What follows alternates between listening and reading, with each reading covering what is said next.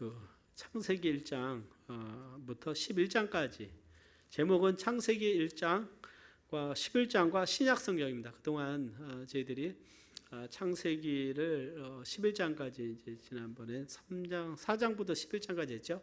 가인부터 바벨 탑까지 저희들 공부를 했는데 오늘은 1장부터 11장을요 신약 성경과 연거해서 어떻게 하나님의 우리에게 말씀하시는가 그것을 함께 좀 나누고자 합니다. 우리 그래도 한 말씀 읽고 시작하겠습니다. 항상 1장 1절 우리 같이 봉독할까요? 말씀 1장 1절을 봉독하겠습니다. 시작. 태초에 하나님이 천지를 창조하시니라. 아멘. 자, 그럼 말씀을 위해서 잠시 기도하고 또 말씀 나누도록 하겠습니다. 아버지 하나님 감사합니다. 오늘 하나님의 그 창세기 말씀을 통해서 진리의 말씀 깨달아 알기를 원하고 하나님 주신 영적인 원리를 알기를 원합니다. 정말 하나님이 만물을 창조하셨고 또 타락한 인간을 위해서 구원자를 보내주시고 예수님을 통해서 우리를 자녀 삼으신 그 은혜가 너무나 큼을 다시 한번 깨닫습니다. 아버지 말씀을 더욱 사모할 수 있는 귀한 은혜의 마음 주시옵소서. 예수님의 이름으로 기도드리옵나이다. 아멘. 창세기 1장부터 11장을 원역사 프리히스토리라고 이렇게 이야기를 하죠. 그래서 원역사라고 하는데요. 중요 사건은 창조가 있고 그 다음에 타락이 있습니다. 그 다음에 노아와 홍수, 플러드라고 하죠. 홍수가 있고 바벨탑 이 사건까지가 1장부터 11장이죠.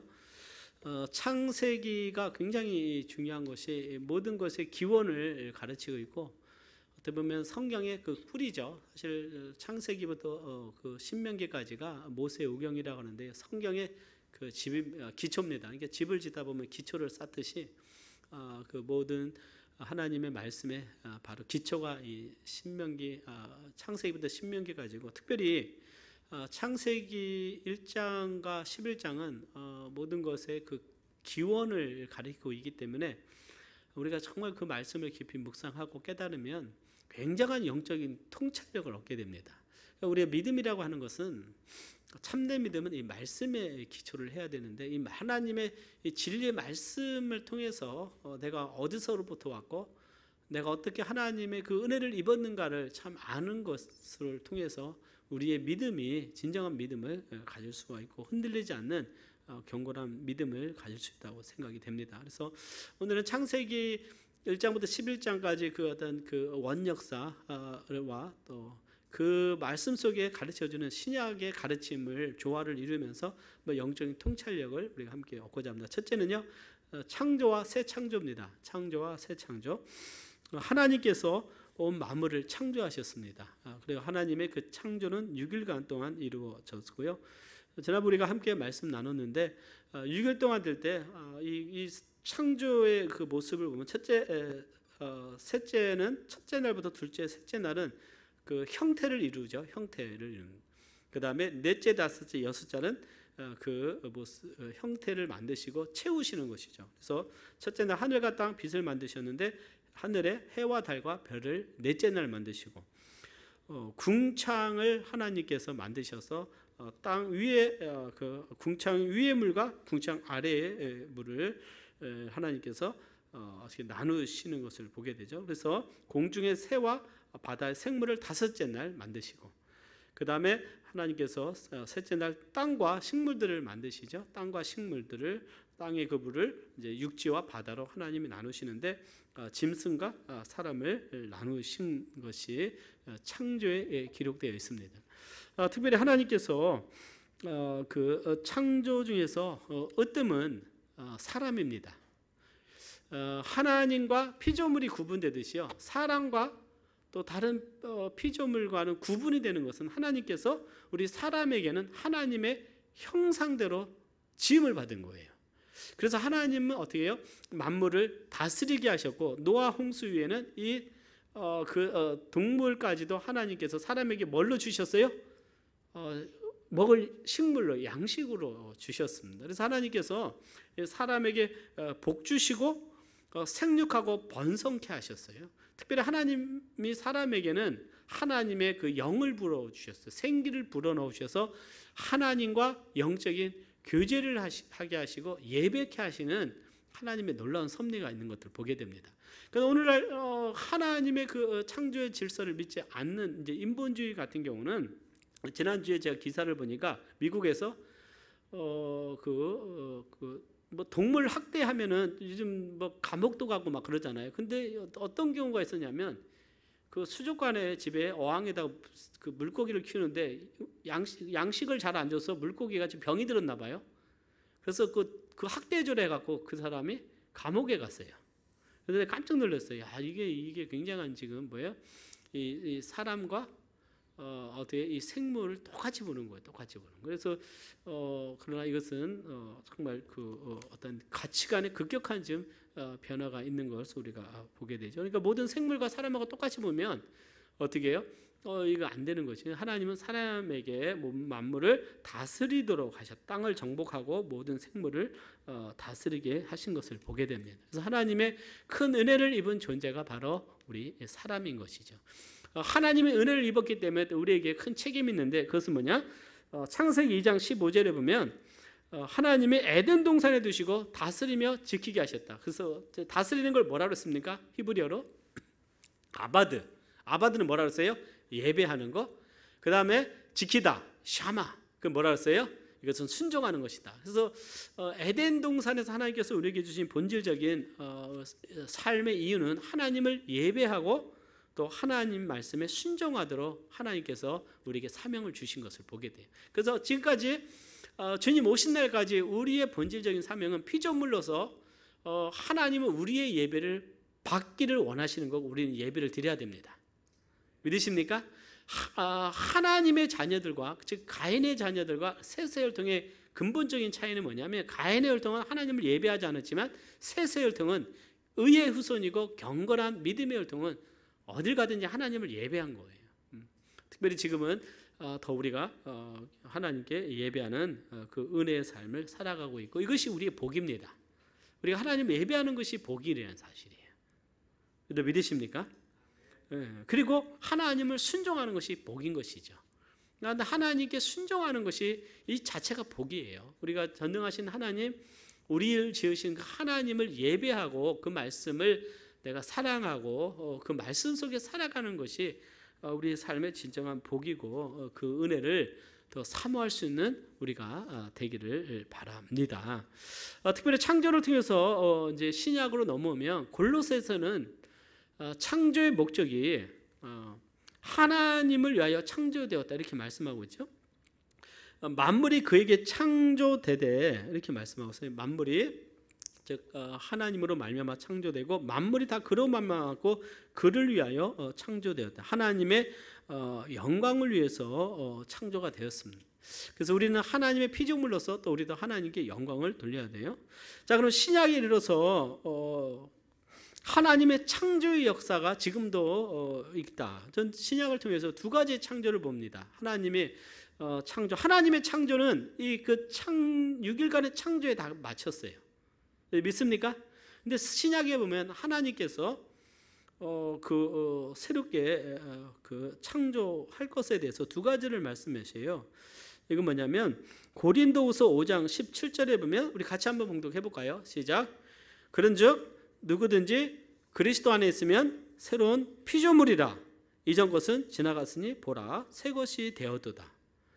새로운 피조물이라가 하나님께서 누구를 새롭게 창조하신 겁니까? 믿는 우리를 하나님께서 새롭게 창조하셨다고 말씀했어요. 그러니까 하나님은요, 그리스도인들 믿는 하나님의 자녀들을 뭐라고 말하고 있냐면 새로운 창조물이다 그랬어요. 그러니까 우리가 피조물이라고 하니까 이게 잘 와닿지 않는데 크리에이처, 뉴 크리에이처라고 그랬어요. 그리고 에베소서 2장 10절에 보면 우리는 그의 만드신 바라 그리스도 예수 안에서 선한 일을 위하여 지으심을 받은 자다. 지으심을 받을 때 영어로 말하면 created라고 했어요. 하나님께서 우리를 어떻게 하셨어요? 창조하셨다. 하나님이 우리를 창조하셨어요. 에베소서 4장 24절 보면 하나님을 따와 의와 진리의 거룩함으로 지으심을 받은, 창조함을 받은 새 사람을 입으라. 이렇게 성경은 우리에게 말씀하고 있습니다. 자, 하나님께서 태초에 만물을 창조하신 것처럼 하나님께서 우리 믿는 자를 우리 안에 새롭게 생명을 하나님께서 창조하셨다. 하나님께서 우리를 새로운 피조물로 만들어주셨다는 사실 앞에 우리 하나님께 감사하는 우리가 되기를 바랍니다. 자, 여러분들, 우리는요 아담 이후 아담의 혈통을 이어받아서 죄의 혈통으로 살아갔어요. 예수님 알기 전에는 누구의 후손이었습니까? 우리는 아담의 후손으로서 죄의 후손으로 살아가고 사망 가운데 거했어요. 그러나 우리가 예수 그리스도로 말미암아, 믿음으로 말미암아 성령으로 우리가 새롭게 새로운 피조물이 됩니다. 그래서 그것에 대해서 여러분들 요한복음 3장 5절에 보면 예수께서 대답하실 때 진실로 진실로 내게 이르노니 사람이 물과 성령으로 나지 아니하면 하나님 나라에 갈 수 없다 그러는데요. 우리가 물과 성령으로 말미암아 새롭게 난 존재입니다. 이것을 born again, 거듭난다고 그래요. 새롭게 태어난다고 말하고요. 근데 새롭게 태어나는 피조물은 뭐냐면 우리가 아담의 씨로 말미암아 태어난 그 존재가 아니라 하나님의 씨로 말미암아 우리는 하늘로부터 났다 그랬어요. 하나님이 우리를 낳았다 그랬어요. 그러니까 하늘로부터 낳았다. 요한 1서에 보면 하나님의 씨가 너희 속에 거한다 그랬어요. 그러니까 우리 하나님의 그 피조물은 포도를 하나님이 창조하실 때 포도가 계속 씨가 땅에 떨어지고 열매를 맺고 씨가 떨어지고 열매를 맺고 그 씨가 씨를 낳는 거예요. 아담의 씨가 계속해서 흘러내려서 죄인을 계속 낳게 되죠. 그러니까 아담의 모든 사람들은 다 뭐예요? 육을 가지고 죄의 혈통을 가지고 태어나는 사람이 어떻게입니까? 계속 어떻게 해요? 그 죄의 혈통을 가지고 계속 씨가 씨를 낳는. 근데 그 아담의 씨는 다 뭐예요? 죄의 혈통이라는 사실이에요. 그런데 예수 그리스도로 말미암아, 그죠? 예수 그리스도로 말미암아 우리는 새롭게 태어났는데요. 하나님의 아담의 혈통이 아니라 하나님으로부터 난 자다. 그래서 하나님의 씨로 말미암아, 즉 예수 그리스도로 말미암아 성령의 역사를 통해서 우리가 새롭게 태어난 겁니다. 믿으시면 아멘 하시길 바랍니다. 굉장히 놀라운 거예요, 여러분들. 우리가 이제 하나님의 자녀라고 이렇게 보통 표현을 하는데 우리 하나님의 자녀잖아요. 하나님께서 우리를 자녀 삼으셨다. 왜 자녀냐? 하나님이 우리를 낳으셨기 때문에 자녀가 되는 거예요. 그래서 성령으로 말미암아 하나님이 우리를 말씀으로 낳았다 그랬어요. 그러니까 성경에 보면 물과 성령으로 낳았다, 이것은 태어났다 의미예요. 의로부터 하나님으로부터 난 자다. 그렇기 때문에 성경은 새로운 피조물이라고 말씀하고 있어요. 하나님이 우리를 새롭게 물과 성령으로, 즉 말씀과 말씀을 통해서, 말씀의 씨가 되어서 예수 그리스도를 믿는 믿음을 통해서 성령의 역사로 말미암아 우리는 하나님으로부터 새롭게 난 자입니다.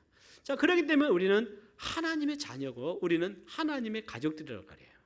그런데 이것은 우리가 굉장한 우리 자신의 존재에 대한 정말 새로운 그 믿음을 가져야 돼요. 확신을 가져야 돼요. 그래서 하나님은 나를 자녀 삼으셨어요.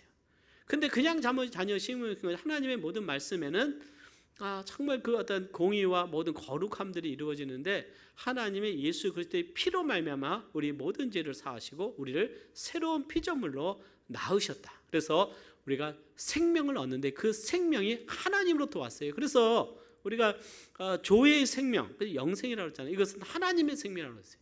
하나님으로부터 우리에게 난 생명이다. 하나님이 어떻게 나를 낳으셨다. 나를 어떻게 나에게 생명을 주셨어요.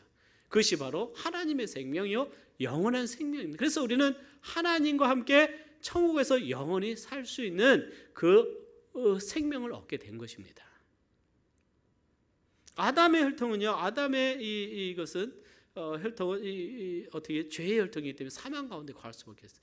그러나 하나님은 우리를 새롭게 태어나게 하셨어요. 그렇기 때문에 구원이라고 하는 것은 여러분들 정말 중요한 건, 구원이라고 하는 것은 행위로 될 수가 없는 거예요. 우리 어떤 노력과 종교적인 행위로는 태어날 수가 없어요. 그죠? 생각이 변할 수 있습니다. 가치관이 변할 수 있지만 생명은 하나님이 주시는 건데 우리 영원한 생명은 하나님이 예수님을 통해서 우리에게 주셔서 하나님이 어떻게 나를 새롭게 창조하셨어요. 우리는 하나님으로부터 났다. 그러면 하나님으로부터 났으니 우리는 어떻게 누구를 예배하는 거예요? 그 나를 지으신 그 하나님, 정말 나를 구원하시고 나에게 생명 주신 그 하나님을 우리가 찬양하고 예배하며 나는 하나님의 자녀가 된 거예요. 하나님의 자녀가 되었습니다. 하나님의 자녀가 되셨습니까? 예. 그렇기 때문에요. 우리가 하나님을 아버지라고 부르는 거예요. 그냥 하나님은 나를 정말 자녀 삼으셨고 나를 자녀 삼았기 때문에 하나님은 나를 귀하게 여기고 내 삶을 하나님이 인도하시고 공급하시고 하나님이 복을 주시고 놀랍게 함께 하시는 거예요. 그러나 불순종함을 통해서 때로는 징계를 받긴 하지만 자녀다. 하나님은 나를 낳으셨다는 사실. 그 사실, 하나님이 나를 새롭게 창조했다는 그 사실을 사랑하는 여러분 마음에 간직하셔서 하나님과 나는 멀리 있는 것이 아니라 나와 내 부모님과 관계가 굉장히 가깝게 있잖아요. 그렇지 않습니까? 내 부모님이 누군지 알죠? 나를 낳으신 부모님을 내가 사랑하듯이 나는 하나님으로부터 났어요. 하나님은 나를 자녀 삼으셨어요. 하나님이 나를 성령으로 말미암아 낳아서 나를 자녀 삼으셨다. 새로운 피조물로 만드셨어요. 육의 부모님은 우리 땅의 부모님이지만 내가 영적으로 나의 하늘에 계신 아버지는 나의 영원하신 아버지시다. 그래서 하나님과 나오는 굉장히 가까운 관계고 하나님은 나를 귀하게 여기시는 것입니다. 그래서 이 새로운 창조를 할 때 성경에 보면 구약에서는 정말 하나님의 그 태초의 창조지만 이제 예수님 안에서 우리를 새로운 믿는 자들을 하나님께서 새롭게 피조물로 하나님이 창조하셨다는 사실, 이 사실을 우리가 기억을 해야 돼요. 그렇기 때문에 하나님께서 난 자는 죄를 짓지 아니하다. 왜요? 우리 아버지는 하나님이기 때문에 하나님으로부터 우리는 났어요. 그러나 거듭나지 않은 자는 어떻게 해요? 주님이 너희 아비는 마귀다 그런 거예요. 그 죄가 그들의 아비가 된 것입니다. 그러니까 근본적인 존재 가치가 존재가 틀려버린 거예요. 그러니까 우리가 얼마만큼 하나님의 그 은혜를 입은 날을 우리가 생각한다면 정말 하나님께 감사하는 그 삶을 우리는 살아가게 된다고 믿습니다.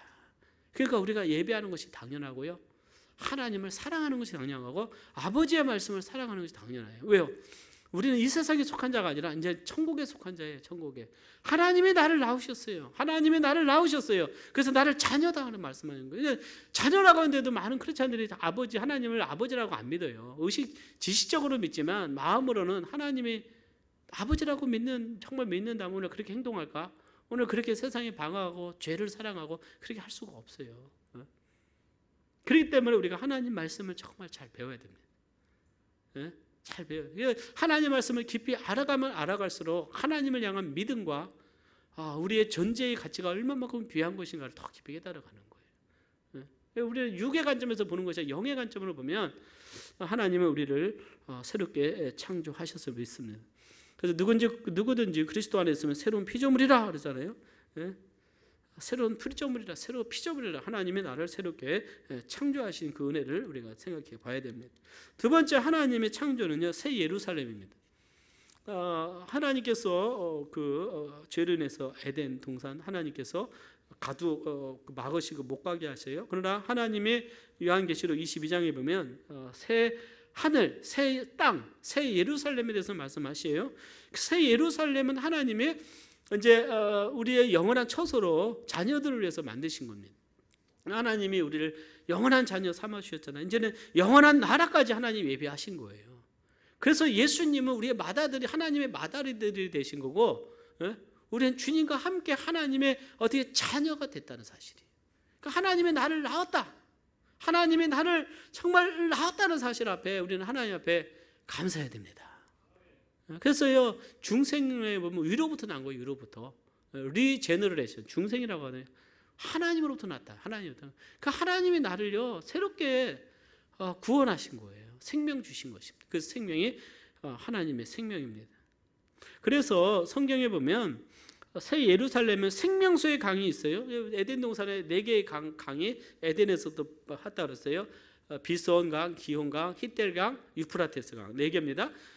그 생명수의 강이 있다고 그랬고요. 그 다음에 에덴 동산에 생명나무가 있었는데 천국 새 예루살렘도 생명나무가 있다 이렇게 말씀하고 있어요. 그래서 천국에서 영원히 하나님과 거할 것입니다. 그래서 하나님께서 새롭게 창조하셔서 우리를 위해서 예배하시는 그 나라 천국입니다. 그래서 우리의 본향은 이 땅이 아니라 천국이에요.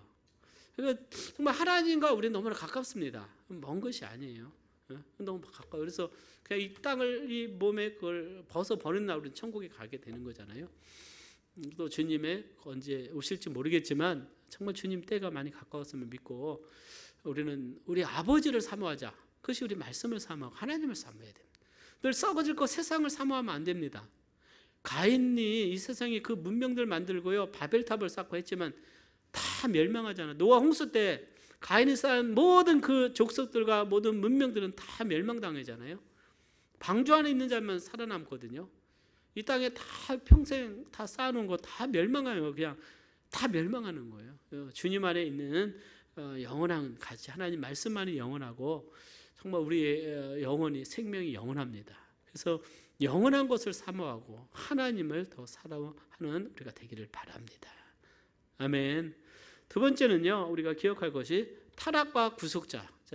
자 처음에는 창조와 새 창조 말씀드리고 두 번째는 타락과 구속자입니다. 타락과 구속자.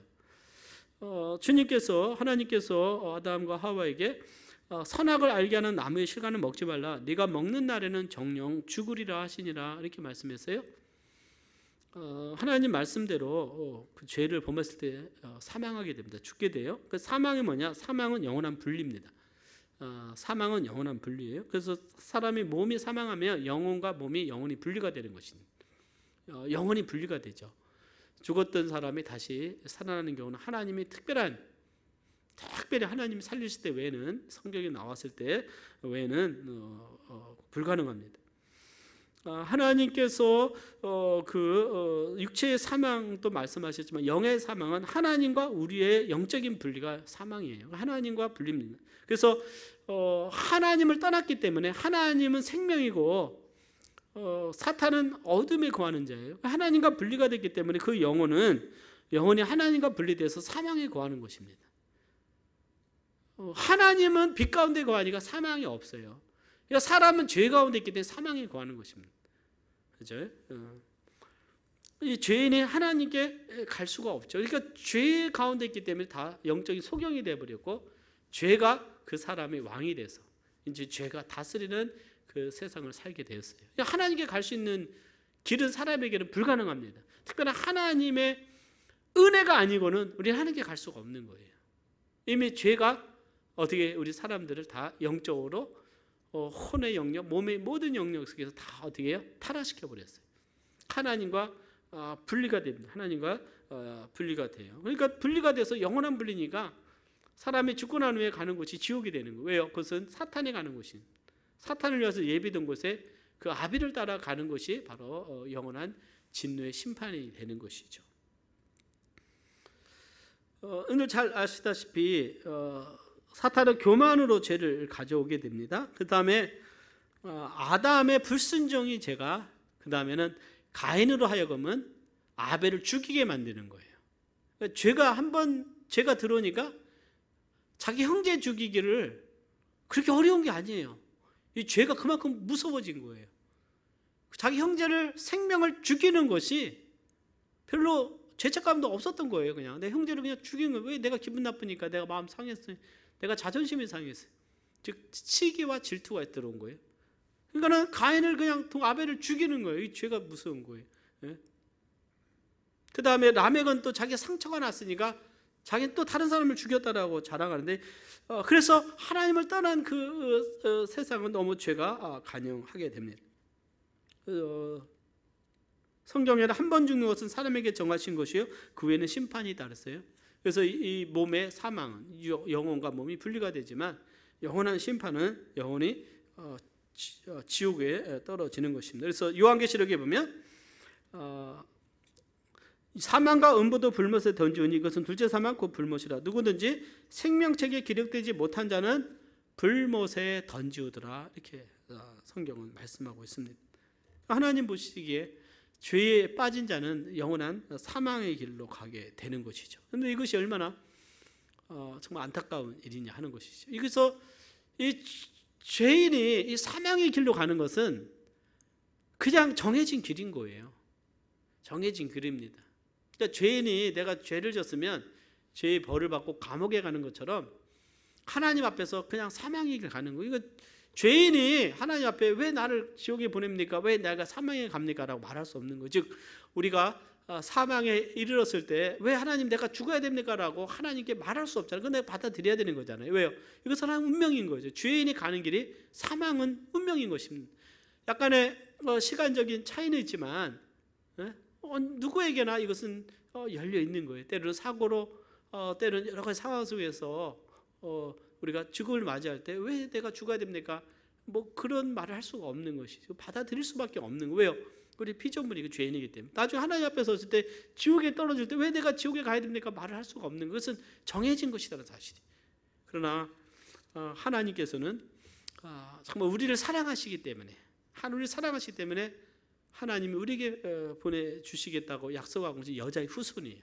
그래서 그 창세기 3장에서 아담과 하와가 죄를 범하는데요, 창세기 3장 15절에서 하나님은 여자의 후손을 통해서 인류를 구원하실 것에 대한 약속을 주십니다. 그래서 창세기 3장 15절이 원복음이라는 거, 처음 복음이 원시복음, 때는 처음 복음입니다. 여자의 후손은 내 머리를 상하게 할 것이다. 너는 그의 발꿈치를 상하게 할 것이다. 그러니까 머리는 사탄의 권세를 부수는데 예수 그리스도의 십자가의 은혜를 통해서 부활을 통해서 사탄의 권세를 깨뜨리고, 즉 사망의 권세를 깨뜨리고 주님께서 우리에게 승리를 주시고 주님 안에 있는 모든 자가 승리하게 되는 것입니다. 주님이 우리에게 구원을 주시는 줄 믿습니다. 그래서 예수님은 우리의 구원자가 되시는, 그래서 은혜는 뭐냐? 정말 하나님의 은혜를 붙드는 자가 복이 있는 자인 것이죠.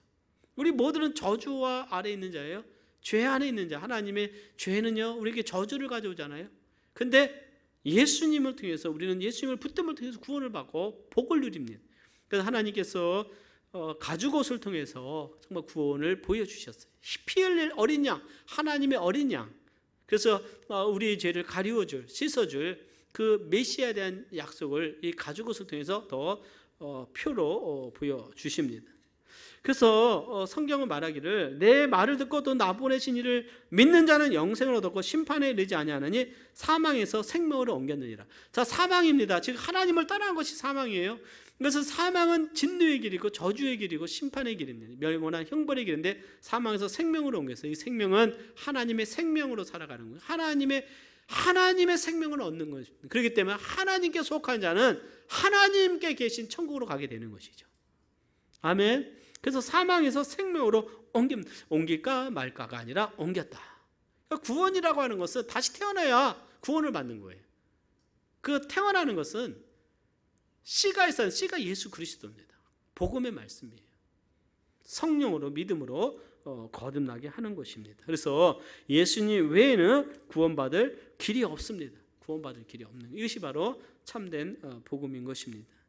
자, 그러면은 우리는 구원받은 하나님의 자녀는요, 이 어둠의 나라에서 빛의 나라 하나님의 자녀로 나라로 옮겼습니다. 그러면 우리가 하나님의 은혜를 입은 자로서 우리는 세상을 사랑하지 말아야 된다. 아까 말씀드린 대로 우리는 구원받은 자는 하나님으로부터 난 자예요. 그래서 성경은 말하기를 세상에 있는 것들을 사랑하지 말라 그랬어요.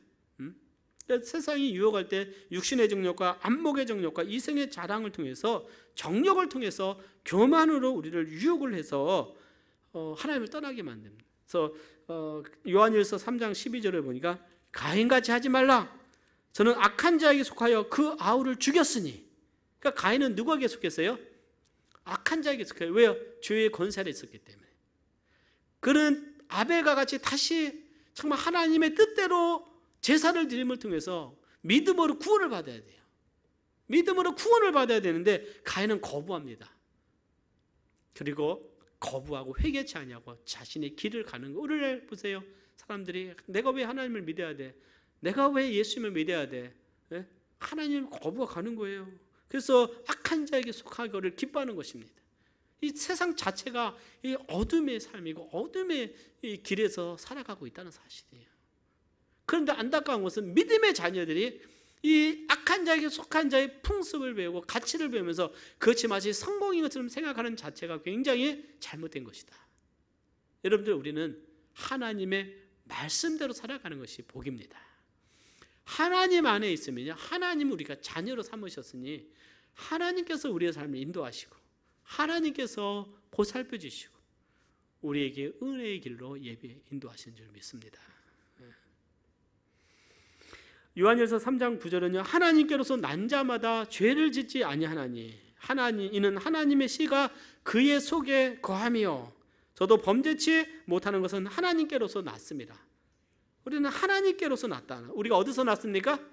하나님께로서 났습니다. 여러분들, 우리의 몸은요 부모님으로부터 왔지만 그러나 우리의 생명은, 영생은 하나님께로부터 왔어요. 우리의 참된 생명은 우리 안에 있는 것입니다. 속사람이라고 그랬잖아요, 사도 바울은요.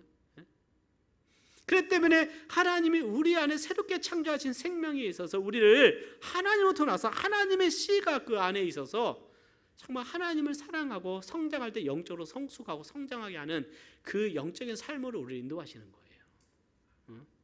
놀라운 은혜입니다. 놀라운 은혜예요. 그래서 여러분들, 우리 이 생각과 이 육을 그래서 말씀에 복종시켜야 되는 거예요. 주님께서 우리에게 생명을 주셨는데 이 생명은 자라가야 되잖아요. 그럼 어떻게 자라갑니까? 말씀으로. 지체들 가운데 서로 사랑하는 걸 배움을 통해서 헌신함으로. 교회에 헌신하는 것을 우리의 최고의 가치로 여겨야 돼요.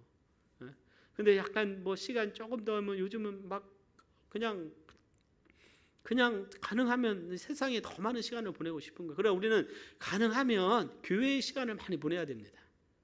지체들과 많은 영적인 교제를 이루어야 돼요. 우리 가능하면 교회에서 섬기는 것을 우리가 기쁨으로 여겨야 돼요. 왜요? 우리 가족입니다. 가족.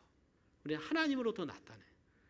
그래서 우리는 새로운 하나님부터 난 자의 새로운 생명의 삶을 우리는 살아가는데, 이 하나님부터 났기 때문에 우리는 하나님의 의로우신과 같이 의롭고 하나님의 거룩하신과 같이 거룩하고 하나님의 사랑과 같이 사랑하며, 우리의 나를 낳으신 이는 하나님이시니 그 하나님의 그 성품이 우리 안에서 나를 변화시키고 정말 내 삶 속에 드러나는 삶을 우리는 살아갈 때 이것이 우리의 참된 행복입니다.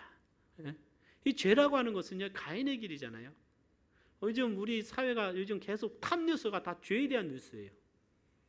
좀 안타깝습니다. 아주 정신건강에도 우리 대한민국 굉장히 안 좋을 것 같아요. 뭐 이렇게 마약도 많고 뭐 동성, 이게 다 학습하고 있는 거거든요.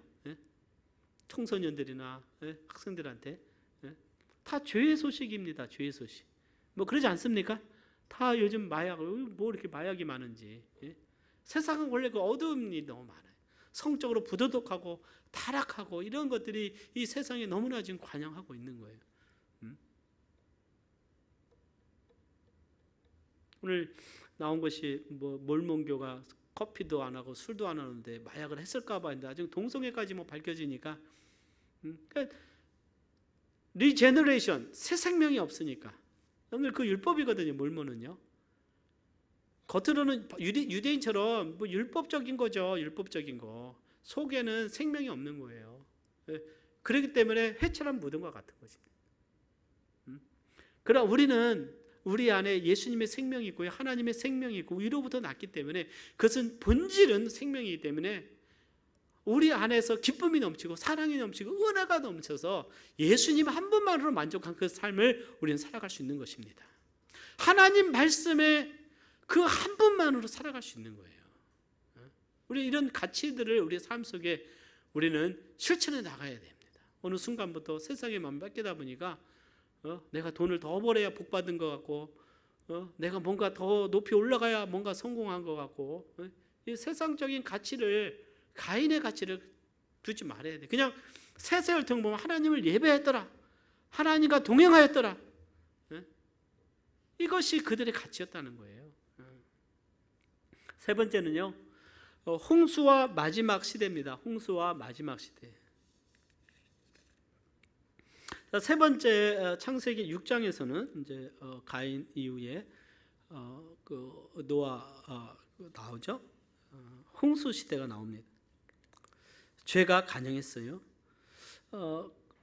타락 이후 세상에 두 가지 영적 후손을 나눠주게 돼요. 가인의 혈통과 셋의 혈통입니다. 가인의 혈통은 문명을 시작합니다. 성을 쌓습니다. 도시화를 이루어져요. 그 다음에 음악과 육축과 날카로운 기계를 만들어서 어떤 다른 나라를 정복할 그 계획을 세우는 것이죠. 그래서 날카로운 기계를 만들었다고 그랬어요. 라멕은 살인을 하게 됩니다. 그러니까 죄가 관영한 그런 어떤 그 성을 쌓는 거예요. 성을.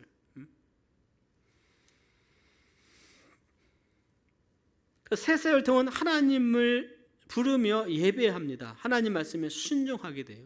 자, 이 혈통, 두 혈통이 나오다가 노아 시대 때 보니까 두 혈통이 섞이게 버리는 거예요.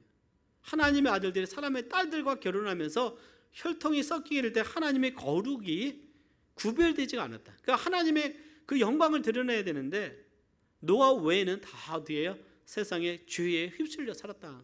이렇게 성경은 말하고 있어요. 그래서 창세기 6장에 보면 노아는 하나님께 은혜를 입었더라. 노아의 사정은 이러하니라. 노아는 의인이요 당세의 완전한 자라. 그가 하나님과 동행하였다. 이렇게 말씀하고 있어요. 그래서 하나님과 동행했던 노아였습니다. 그래서 노아는 하나님과 동행했기 때문에 하나님의 말씀에 순종할 수 있었어요. 그래서 성경에 보면 홍수의 심판이 있기 전에 하나님은 노아로 하여금 방주를 예비하게 하십니다. 그래서 노아 8식구가 들어가고요. 또 정결한 짐승 7쌍, 부정한 짐승 1쌍이 들어가게 되면서 비가 내리게 되죠. 2쌍, 죄송합니다. 2쌍이 들어가게 됩니다. 홍수 기간 동안에 노아가 방주에 있었던 기간은 371일간, 371일간에 여기 1년 이상을 하나님께 순종한 거예요. 비가 내린 기간은 40일이었지만 물이 창이라고 물이 빠지는데 또 150일, 창이라는데 150일 이렇게 되면서 약 371일간을 보내게 됩니다. 근데 이제 노아가 방주가 끝나고 나서 방주에서 나오고 난 후에 노아가 한 일이 뭐냐면 하나님께 번제를 드리지, 예배를 드립니다. 하나님께 먼저 예배를 딱 드리는 거예요. 그러니까 하나님께 정결한 짐승을 통해서 예배를 드릴 때 하나님이 그걸 받으시고 하나님께서 복을 주세요. 누구를 복을 주시면 노아와 그의 자녀들을 복을 주시고, 그리고 이제는 고기도 좀 먹어라 하나님 말씀하시고, 고기도 먹고, 식물을 음식으로 주셨지만 이제는 동물들도 짐승들도 음식으로 사용할 수 있대 피채는 먹지 말라 이렇게 말씀을 하고 있습니다. 그리고 하나님께서 다시는 이 세상을 물로 홍수로 심판하지 않겠다고 언약을 맺으시, 약속을 맺는 거예요. 그러니까 지금까지 이 세상이 오게 된 건데 무지개를 구름 속에 두면 등에서 증거를 삼으시죠. 근데 이제 우리가 볼 수 있는 건 하나님께서 다시 셈과 함과 야벳과 노아를 복을 주세요. 그리고 똑같이 창세기 때 복을 준 것처럼 생육하고 번성하여 땅에 충만하라 하나님이 복을 주십니다. 여러분들 그 보시면 하나님께서 창조 때 궁창의 아래의 물을 나누사 육지와 바다로 나누셨잖아요. 홍수 이후로 홍수가 물에 온 세상에 가득했을 때 하나님께서 바람을 불게 하셔서 육지의 물을 나누셨어요. 어떻게 보면 그 창조의 역사와 같이 하나님은 새롭게 하셨습니다. 땅을. 그래서 성경학자는 때로는 리크리에이션이다, 재창조다라고도 말을 해요. 하나님께서 복을 주셨어요. 복을 주셨다. 그래서 가인의 죄로 인해서 그 땅에서 소산이 나지 않으니까 그가 유리는 대가 됐다. 유랑하는 자가 되었거든요. 땅이 저주를 받아서 하나님께서 새롭게 하셔서 노아가 포도나무를 심었더니 굉장한 결실이 맺는 축복을 누리면서 그 축복으로 인해서 감당치 못해서, 사람은 축복이 너무 많으면 뭐 하지 못합니까? 감당하지 못해요. 죄를 짓게 돼요. 벌거벗습니다. 취해가지고 벌거벗음을 통해서 죄를 범하게 되고 그 화가 화맥에 가게 되죠. 그래서 노아가 잠에서 그 술에서 깨어나왔을 때 함의 아들 가나안을 저주합니다. 여러분 성경 한번 볼까요? 9장 25절에 보면 이에 가로되 가나안은 저주를 받아 그 형제의 종들의 종이 되기를 원하노라. 그래서 가나안은 함의 아들이에요. 막내 아들입니다. 그래서 가나안이 저주를 받고, 근데 그 후에 약 수백 년 후에 하나님께서 약속하신 땅이 가나안 땅입니다.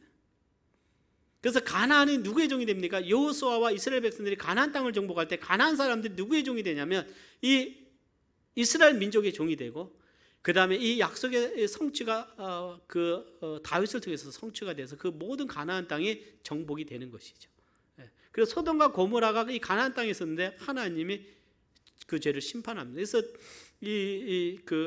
함이 이 죄를 범할 때 이 가나안이 함께 동참하지 않았냐, 그렇게 생각을 하고요. 또 하체를 보았다는 것은 어떤 성적인 그런 측면으로 많은 학자들은 이야기를 하고 있어요. 그래서 동성의 그런 죄. 그래서 가나안의 후손인 셈의 소돔과 고모라 땅이 이 그 동성의 죄가 많아서 하나님이 불로 심판하셨어요. 그래서 그 땅이 죄가 간영했다. 이 가나안 땅이 하나님이 그 땅을 저주하셨다고 성경은 말을 하고 있어요. 자, 그 다음에 셈의 족속은 메시아의 혈통을 축복을 누리게 되고 야벳을 창대케 하십니다. 하나님께서 야벳을 창대케 하시죠. 그래서 유럽, 페르시아와 헬라 제국, 로마 제국 이 모든 것이 야벳 족속인데 굉장히 창대하는 복을 누린 것을 보게 됩니다. 그래서 성경은 셈과 함께 야벳인데요. 이 그 자손들이 복을 받았고 굉장히 생육하고 번성한 곳에서 성경은 말을 하고 있습니다. 자, 노아 시대 때에 대해서 신약은 어떻게 말을 하고 있냐 한번 볼까요? 이 마지막 시대로 비유를 하고 있어요. 특별히 히브리서 11장에 보면 7절 같이 한번 봉독해 보겠습니다. 히브리서 11장 7절 시작. 믿음으로 나옵니까? 네, 그 다음인가요? 네, 아니군요. 그 다음. 네. 자, 그럼 그냥 넘어가겠습니다. 11장 7절에 보면 노아가 믿음으로 말미암아 방주를 예비했다고 말하고 있어요. 그리고 믿음을 쫓는 의의 후사가 되었다. 의의 후손이 되었다. 그러니까 노아는요, 믿음으로 방주를 예비함을 통해서 정말 세상을 정죄하고 믿음을 쫓는 의의 후사가 되었다고 말하고 있어요. 사랑하는 여러분, 우리는 의의 후손으로 살아가야 될 줄 믿습니다. 아멘. 노아는요, 의의 후사가 되었다 그랬어요. 의의 자손이 되었다. 그러니까 영적으로 보면 혈통이 있어요. 가인의 혈통은 이 세상의 혈통입니다. 어둠의 혈통이에요. 가인과 같이 행하면 안 돼요. 우리는 의의 혈통입니다. 이 의의 혈통은 믿음의 혈통이에요. 순종의 혈통입니다. 하나님 말씀대로 살아가는 혈통인 것입니다. 아멘. 이 세상과 구별돼야 됩니다. 그래서 성경 계속해서 믿는 자들은 세상과 구별돼야 돼요. 이스라엘 백성은 세상과 구별되는 것이 저들이 정말 안식일을 지키고 또 그들이 율법을 지키고 하나님께 제사를 드렸듯이 우리는 하나님을 예배하고 하나님께 주의 부활하신 거룩한 날에 예배를 드리고 세상과 구별된 백성으로 우리는 살아가는 거예요. 그리고 성경에 보면 노아의 때와 같이 인자의 임함도 그러하리라. 홍수전에 노아가 방주에 들어가던 날까지 사람들이 먹고 마시고 장가들고 시집가고 있으면서 홍수가 나서 저희를 다 멸하기까지 깨닫지 못하였으니 인자의 임함도 이와 같으리라 그랬어요. 그러니까 예수님의 때, 다시 오실 때가 어느 때와 같냐? 노아의 때와 같은데 정말 노아가 방주에 들어가던 날까지 사람들은 먹고 마시고 취하고 먹고 시집가고 장가가고 있으면서 하나님의 말씀은 귀를 닫고 있었던 거예요. 그러니까 오늘 주님 오시는 날 그날까지 사람들은 흥청망청 먹을 것이고 그들이 어떻게 시집가고 장가가고 이 세상의 일에 모든 삶을 살아갈 것이다. 그러나 믿는 자들은 깨어서 주 예수 그리스도의 오심을 우리는 기다려야 될 줄 믿습니다.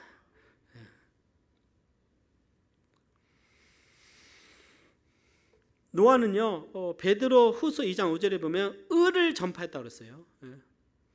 옛 세상을 용서치 아니하시고 오직 의를 전파하는 노아와 그 7 식구를 보존하시고 경건치 아니한 자들의 세상에 홍수를 내리셨으며, 그러니까 노아가 전파한 것은 홍수의 메시지였어요. 그러니까 여러분들 지금도 하나님께서 말씀을 통해서 예수님의 오실 때에 대해서 징조를 말씀하셨는데 노아 때도 보면 노아가 그 메시지를 선포했습니다. 의의 메시지.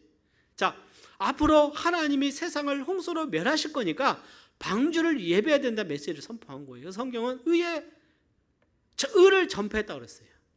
그래서 사람들은 받아들이지 않았습니다. 무드셀라의 의미가 무엇일까요? 그가 창을 든다. 그가 죽으면 심판이 온다. 그 메시지가 있었어요. 그래서 사람들은 받지 않았습니다. 에녹은 그것을 알았어요. 그래서 에녹은요, 하나님의 그 때를 알았기 때문에 정말 무드셀라를 낳은 후부터 어떻게 합니까? 에녹은 하나님과 동행했다고 그랬어요. 300년간 하나님과 동행하다가 그는 죽음을 보지 않고 하늘로 올라갔어요. 그러니까 하나님께서 특별한 어떻게 은혜를 베풀어 주셨습니다. 그러니까 에녹은 하나님과 동행한 사람이었어요. 이것은 교회가 심판 전에 예수님 오시기 전에 먼저 휴거될 것에 대한 메시지입니다. 메시지. 하나님은 그런 증거들을 보이셨고 노아는 방주를 지음을 통해서 세상에 증거가 된 거예요. 세상을 정죄한 거예요. 세상을 정죄한 겁니다. 정말 하나님의 거룩함과 하나님의 뜻을 보여주면서 이 너희들의 죄 때문에 하나님이 이 세상을 심판할 건데 우리가 살 길은 이 코페라 나무를 가지고 우리가 방주를 지어야 된다. 오늘 우리가 이 시대에 세상과 구별돼서 깨어있어서 복음을 전하는 거, 이 세상에 죄를 선포하는 거예요. 너희들의 죄 때문에 예수님께로 와야 된다. 이 메시지가 복음의 메시지입니다. 다른 것이 아니에요. 하나님은요, 구약에 보면 노아와 다니엘과 욥이 의로웠다 그랬어요. 노아와 다니엘, 욥을 가장 의로운 사람을요, 에스겔서 보면 노아와 다니엘, 욥이 가장 의로운 사람이었다고 말하고 있어요. 사랑하는 여러분, 우리가 깨어있기를 원합니다.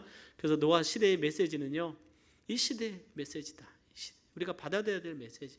깨어서 노아가 방주를 지었던 것을 우리가 믿음을 쌓고 예수님의 복음을 전하는 사명자의 삶을 우리는 살아가기를 원합니다. 노아는 지난번 제가 한번 그런 말씀을 했는데요. 노아의 그 사명은 방주를 짓는 것인데 노아가 600세에 이 비가 오기 시작을 했잖아요. 살 만큼 살았습니다. 어쩌면 하나님 말씀하시죠. 하나님, 저 이제 그만 갈 거예요. 저 그냥 그렇게 말할 수도 있었을 거예요. 그러나 사명은 인류를 종족을 보존하는 거예요. 왜요? 노아가 방주를 예배하지 않으면 온 인류의 모든 생물은 다 끝나는 거잖아요. 놀라운 그 사명이었어요. 하나님의 은혜를 입은 자로서 방주를 예배해서 다시 하나님께서 노아를 통해서 새롭게 인류를 하나님께서 축복하시면서 새로운 하나님의 역사를 써가신 것을 보게 됩니다. 그러니까 우리는 구원을 받아서 하나님 전 좋습니다고 말할 수 있지만 누군가는 구원받아야 되지 않냐. 이 불타는 열정이 있어야 되지 않겠어요? 아멘. 누군가는 구원받아야 되지 않겠습니까? 몰라서 지옥 가고 사망에 이르고 정말 영원한 하나님의 그 진노 가운데 있는데 하나님께로 돌아오는 그 길을 우리는 전해야 됩니다. 세상은 점점 강팍해져요. 사람들은 점점 교만해집니다. 마치 노아 시대 때와 같아요. 마지막 시대는 노아 시대 때와 같고 소돔과 고모라 때와 같다고 그랬어요. 죄가 관영합니다. 그 죄들이 얼마나 지금 관영합니까? 네 번째는요, 바벨탑과 영적 교만입니다. 바벨탑. 자, 그 노아 시대 이후로 하나님께서 셈과 야벳을 축복하셔서 정말 그 야벳은 그 유럽 쪽으로 올라가고 북쪽으로 가서 유럽 쪽으로 가고 셈은 동쪽으로 가고 함은 남쪽으로 이제 가게 되잖아요. 근데 니므롯이라고 하는 사람이 나와요. 10장에 보면 니므롯이 나옵니다. 10장 9절에 보면 구스가 또 니므롯을 낳았으니 그는 세상에 처음 영걸이라 그가 여호와 앞에서 특이한 사냥꾼이 되었으므로 속담에 이르기를 아문은 여호와 앞에 니므롯 같은 특이한 사냥꾼이로다 하더라. 그의 나라는 시날 땅에 바벨과 에렉과 아깝과 갈레에서 시작되었으며 그가 그 땅에서 아수르로 나아가 느느웨와 르호보들과 갈라와 및 느느웨와 갈라 사이에 레센을 건축하였으며. 그래서 이 니므롯이요, 처음에 어쩌면 큰 영웅이었어요. 이런 함족이었어요. 근데 이 땅은 셈의 땅이었는데 그가 그 땅을 정복하고 8가지의 큰 성을 쌓죠. 대표적인 것이 남쪽의 바벨, 아까 니느웨는 아수르 땅은 좀 북쪽이잖아요. 그 니느웨 성과 8성을 쌓게 되죠. 자, 여기에서 보게 되면 이제 11장에 보면 시날 평지에서 거기에 벽돌을 만들어서 벽돌로 돌을 대신하여 역청으로 진흙을 대신하여 탑을 쌓습니다. 이것이 바로 무엇입니까? 잘 아는 바벨탑이에요. 따라서 바벨탑. 바벨탑을 쌓습니다. 그래서 바벨탑은 신의 문이라는 뜻입니다. 그러니까 어떻게 보면 하나님을 만나는, 그러니까 우상 숭배의 그 탑이었죠. 그 지구라트라고도 이제 그 고고학자들은 얘기를 하는데 그런 형태였다. 그래서 이 바벨탑을 높이 쌓습니다. 높이 쌓아요. 굉장히 높이 쌓으면서 그 본질이 뭐냐면 하늘에 닿게 하여 우리 이름을 내고 온 지면에 흩어짐을 면하자. 그러니까 민족적으로 하나님을 반역하는 거예요. 하나님은 온 땅에 충만하라. 하나님의 말씀에 생육하고 번성하여 온 땅에 충만해야 되는데 그들은 우리가 흩어지지 말고 우리가 하나님을 향해서 나아가지 우리의 이름을 내자. 그러니까 하나님을 향한 반역을 하게 되죠. 그래서 성경은 이 바벨론을 영적인 교만과 우상 숭배에 뭘로 봅니까? 근원지로 보겠어요. 성경 이때부터 바벨론을 하면요, 이것은 교만과 우상 숭배입니다. 우상 숭배. 그래서 니므롯이 이제 나중에 바벨의 최고 신인 말둑이 되더라. 마르둑, 그죠? 그 예레미야 보면 바벨론의 신이 마르둑이에요. 마르둑. 예. 여러 이야기가 있습니다. 니므롯, 그다음에 탐무주 있습니다. 예. 그래서 여기에서 우상 숭배가 시작이 돼요. 예레미야 51장에 보면 이런 말씀이 있습니다. 우리 같이 한번 봉독을 해볼까요? 한번 같이 같이 봉독합니다. 시작. 슬프다. 새싹이 함락되었도다. 온 세상에 칭찬받는 성이 빼앗겼도다. 슬프다. 바벨론이 열방 중에 황폐되었도다. 내가 배를 바벨론에서 벌하고 그 삼킨 것을 그 입에서 끌어내리니 열방이 다시는 그에게로 흘러가지 아니하겠고 바벨론 성벽은 뭐한다? 무너지리로다. 그래서 벨, 이게 마르둑이에요. 마르둑. 바벨론의 신, 최고의 신입니다. 그래서 그 신을 숭배를 했는데 교만이죠. 교만입니다. 그 우상 숭배입니다. 하나님께서 심판하시에요. 이 바벨의 창세기 11장의 바벨론이 성경 시대에 보면 AD 600년에 바벨론의 그 느부갓네살의 바벨론을 어떤 성대함을 통해서 다시 거기에 대해 하나님 앞에서 이 그 바벨 신전을 쌓으면서 하나님을 대적하고 교만이 행함을 통해서 하나님이 무너뜨리게 되고, 그죠? 그 다음에 이 역사가 보면 성경에 보면 요한계시록에 보면 이런 말씀이 있어요. 그 이마에 이름이 기록되었으니 비밀이라 큰 바벨론이라 땅의 음녀들과 가증한 것들의 어미라 하였더라. 땅의 뭐야? 음녀들, 가증한 것들의 어미라. 영적인 어떻게 간음하는 음녀들, 그래 가증한 것들이 어미다 이렇게 이야기를 했어요. 그래서 계시록 18장 2절에 보면 무너졌도다 무너졌도다 큰 성 바벨론이여 귀신의 처소와 각종 더러운 영에 모이는 곳과 각종 더럽고 과증한 새에 모이는 곳이 되었도다. 그러니까 귀신의 처소와 각종 더러운 것에 처소다 모이는 곳이다 이렇게 영적으로 굉장히 하나님 앞에 가증한 우상 숭배의 중심이다 이렇게 바벨론에 대해서 말하고 있어요. 그래서 무너집니다. 마지막 시대 때 배교하는 역사가 일어나죠. 지금도 이것은 카톨릭, 그죠? 모든 카톨릭이 다 우상 숭배예요. 여러분들 성지 순례 가잖아요. 거기 카톨릭이 다 교회를 세워놨잖아요. 다 우상 숭배를 만들어놨어요. 우리가 그냥 그 지역만 가서 보지 안에 들어가 보면 다 우상 숭배의 그런 뭐를 숭배하고 다 이게 물건들 숭배하고 또 형상들 숭배하고 다 우상 마리아 숭배하고. 종교 통합하는 것이다. 그게 그 가증한 하나님 보시기에 가증한 것이다. 왜요? 하나님의 거룩이었고 하나님의 말씀이었고 예수 그리스도의 십자가의 보혈이었기 때문에 하나님 보시기에 다 가증한 것. 그래서 종교 통합 운동이나 이런 것들을 다 왜 그 가증한 음녀일에 참여하는 것이 바벨론에 속하는 것입니다. 사랑하는 여러분, 하나님의 그 말씀은 그러나 어떻게 바벨탑을 하나님께서 멈추도록 하기 위해서 언어를 흩으신 것처럼 결국 또 바벨론이 하나님께서 무너뜨리시잖아요. 그 무너뜨리신 것처럼 마지막 그 영적인 큰 바벨론을 하나님께서 무너뜨리셔서 예수 그리스도의 승리를 선포하실 것입니다. 자, 우리는 어느 편에 속해 있습니까? 우리는 승리의 편, 예수님 편에 서 있는. 그러니까 우리 인생의 성공은 누구의 편에 속하는 것이다? 예수님 편에 속하는 것이다. 그래서 우리가 예수님 편은 승리의 편이에요. 우리가 지는 것 같지만 가장 복받은 자가 우리 하나님의 자녀들입니다. 여러분들 우리가 가장 복받은 자들이에요. 우리가 세상을 어떻게 해요? 부러워할 필요가 없어요. 가장 복받은 자들입니다.